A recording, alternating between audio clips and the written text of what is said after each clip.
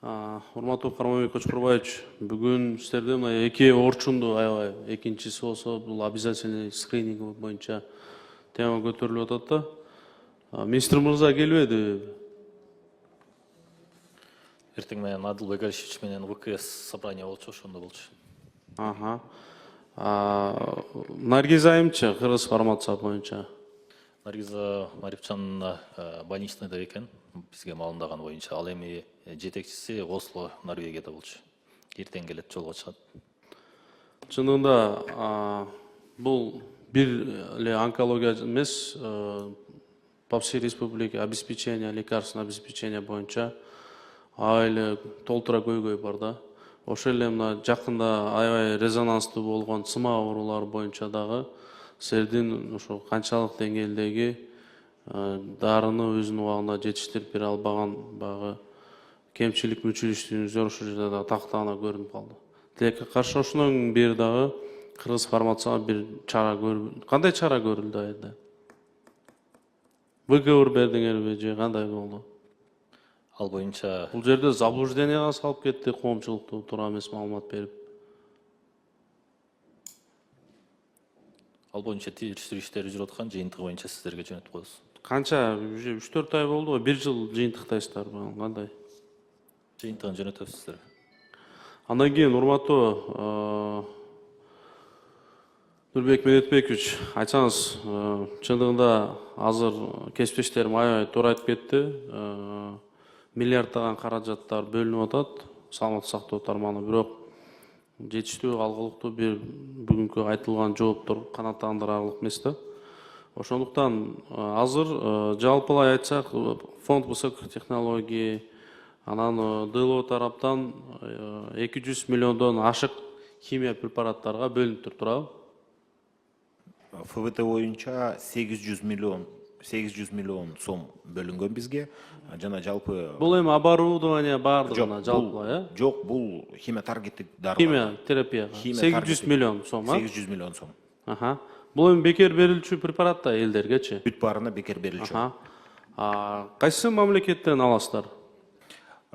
Өзү биз заявкаларды бергенде дарынын атын эле беребиз. Кыргыз формация тарабынан баягы жалпы териштирилет дагы кайсы өлкөдө ошол дары кандай баада жана ким коюп бере алат, ошолор менен өздөрү кыргыз формация сүйлөшөт дагы.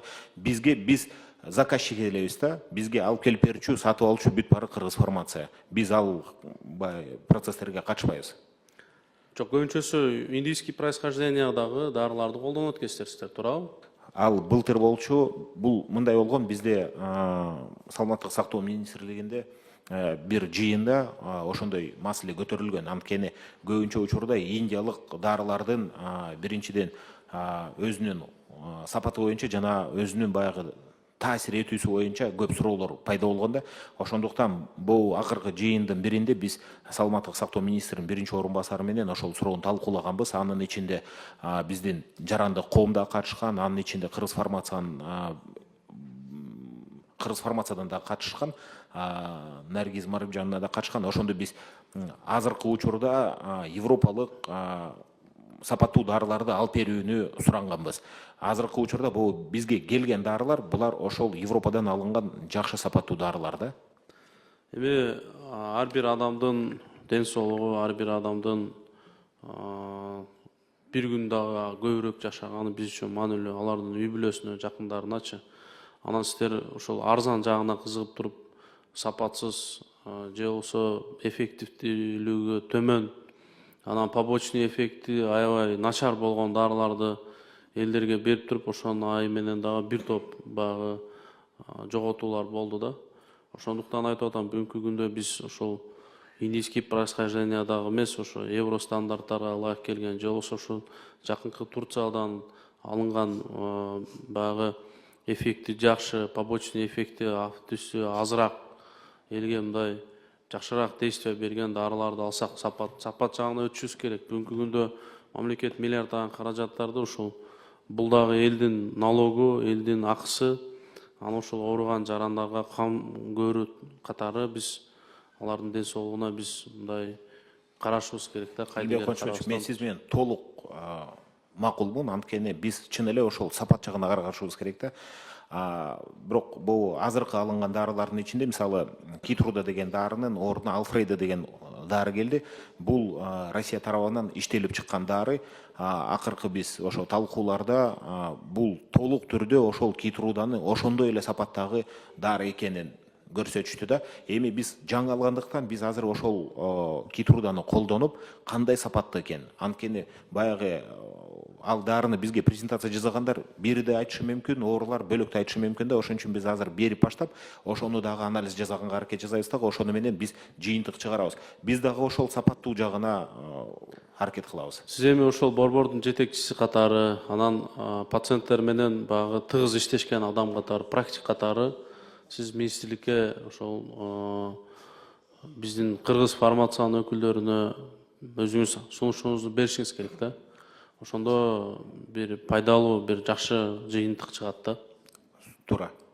Андан кийин айтсаңыз, сиздерде ошол сиз келге чейин болгон бул иш баягы коррупциялык элементтерчи. Бул жактан химия препараттарды списание кылып туруп эле башка жакынкы өзүңүз айткан тегереңиздеги аптекаларда сатылган учур болду да, коомчулук бардыгы көрдүк. Ошондуктан бүгүнкү күндө мен мына Эркин Маратович жаңы келгенде айттым эле, министр мырзабызга дагы ошол электронный базада электронный отслеживание, лекарственный отслеживание боюнча сунуштарыбыз ошо экинчи этабын качан киргизесиздер? Ошондо границадан кирген импорт болгон препараттын ошол больнойго жетки чейинки отслеживание болмок да. Анан коррупциядагы жип болгондой токтомок деп айтып атабыз. ДЛОнун өкүлдөрү айтсаңар, бул иш жүрүп атабы бул боюнча? Ооба, департамент ошол ишти жүргүзүп жатат. Андан тышкары саламаттык сактоо министрлиги дагы жүргүзүп жатат. Центр электронного здравоохранения ошол программаны иштеп, ишке киргизген жатабыз. Рабочий группабыз бар деп айтпадымбы? Ошо рабочий группа менен киргизип, ошол киргенден баштап ооруга жеткенге чейинки баардык баягы прозрачностьте биз толук кепилдик беребиз. Ошондой болот. ДЛО айтсаңыз, кандай, кайсы стадияда, канча айда прогноз бересизби мында так? Саламатсыздарбы? Июльдөн 24 жылынан баштап азыр күнгө чейин дары каражаттарды кароо системасы келген, прослеживаемость деген.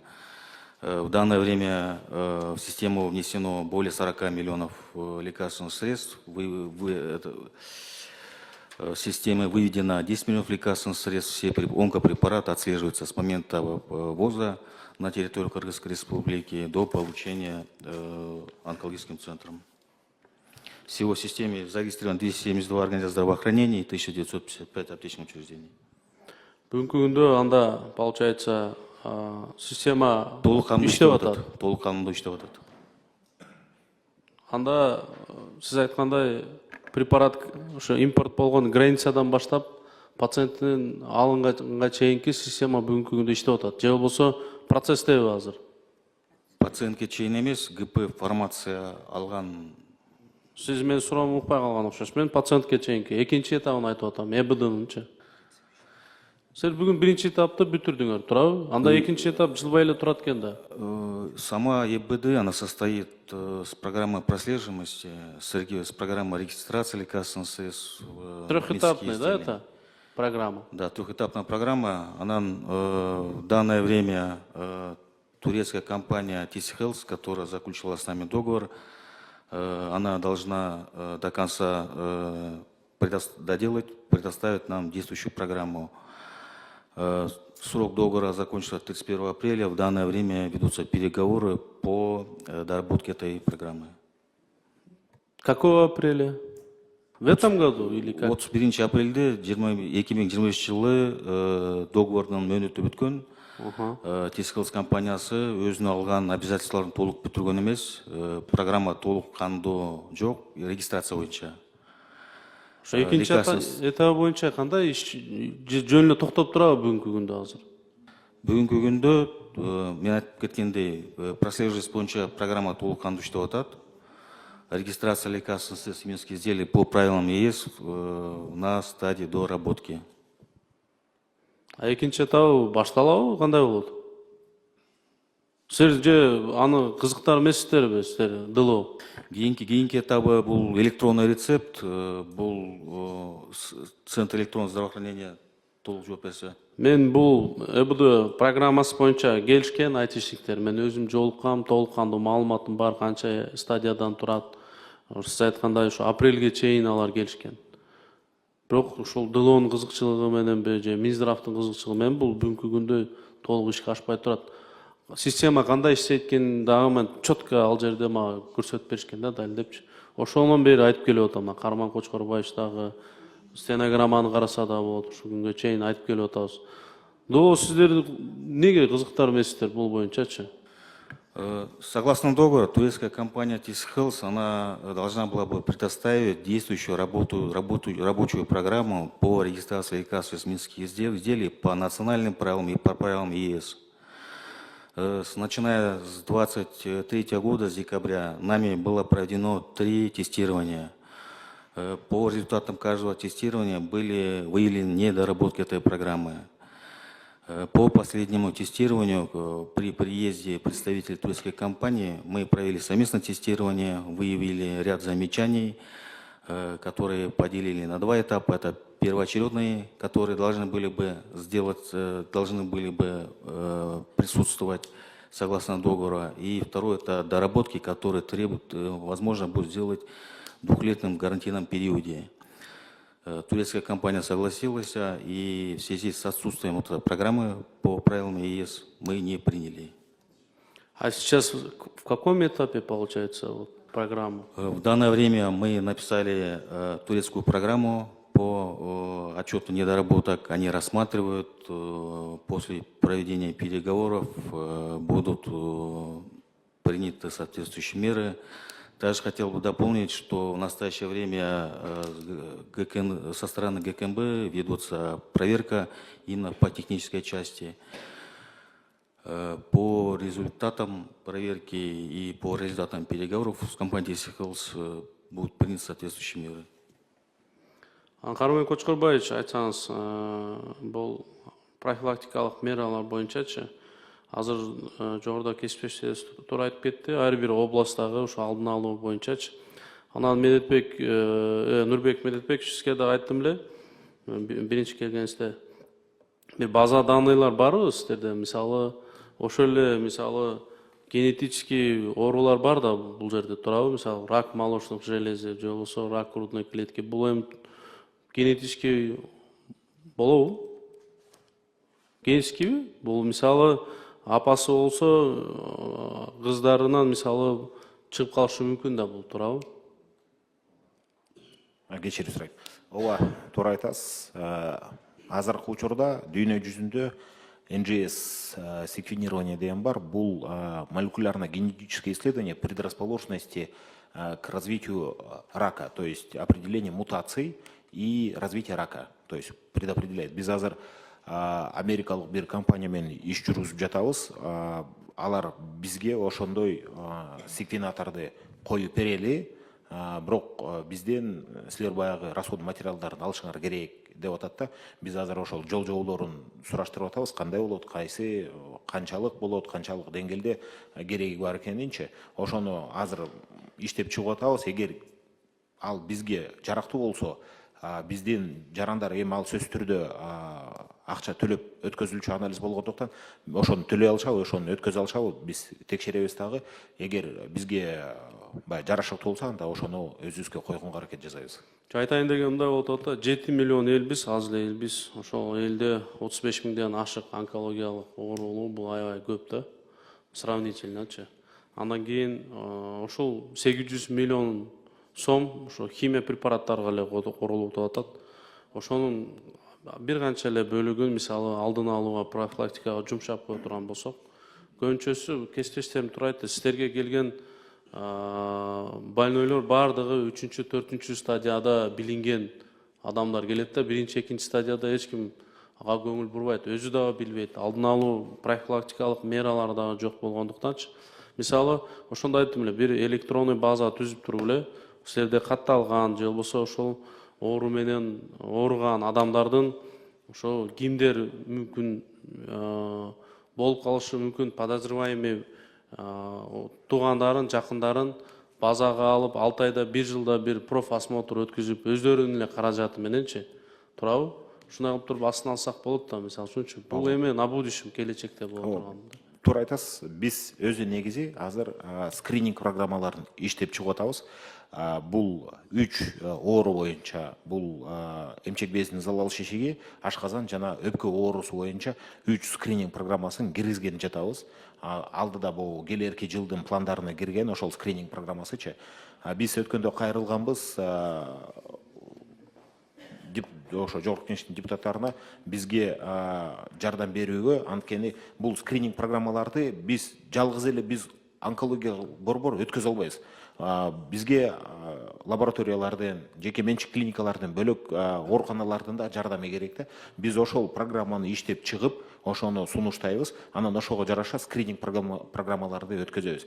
Биринчи пилоттук программа кылып биз азыркы учурда Нарын облусунда эң көп оору катталган ошол жерге ашказан боюнча ошол пилоттук программа кылып скрининг программасын киргизген жатабыз да.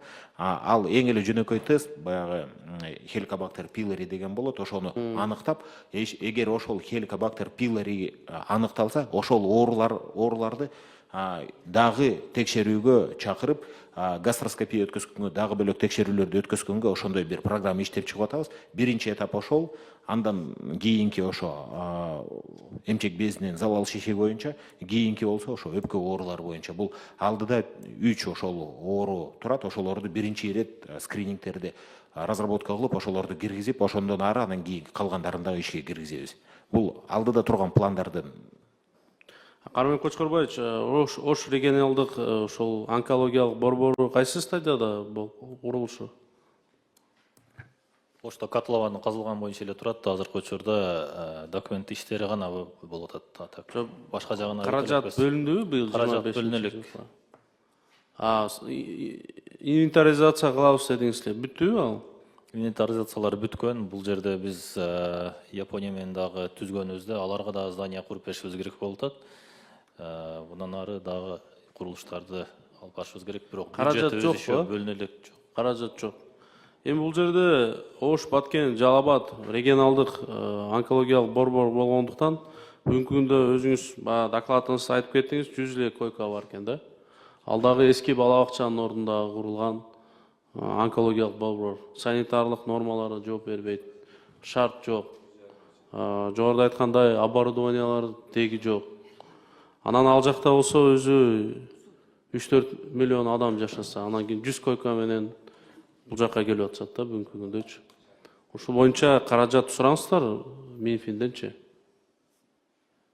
Жарайт, бул 25 анда курулбайбы? Туура маселе. Себеби дегенде биз эгерде Ошту күчөтө турган болсок, биздин Бишкектеги борбордук онкологиябыз да адамдарыбыз бир аз азайып, бейтаптарыбызга толугураак жардам жетет. Улуттук онкологияда 400 эле орун бар деп атасыздар, мисалы үчүнчү. Бул жакта бүгүн келгендин баардыгы депутаттарга кайрылгандар ошо места жок болгондуктан, жата албагандыктан, анан сиздерде болсо лечение аябай долгий лечение, мисалы үчүнчү 2-3 айлап жатып калат бир эле койкада бир адамчы, мисалы үчүнчү. Ошондуктан ушуну эртелетип берсеңиздер, мындайчы, өкмөткө айтып жетиштүү деңгээлде. Айсулуу Доотбековна, сиз да көзөмөлгө алып койсоңуз, Южный региональный онкологиялык борборду.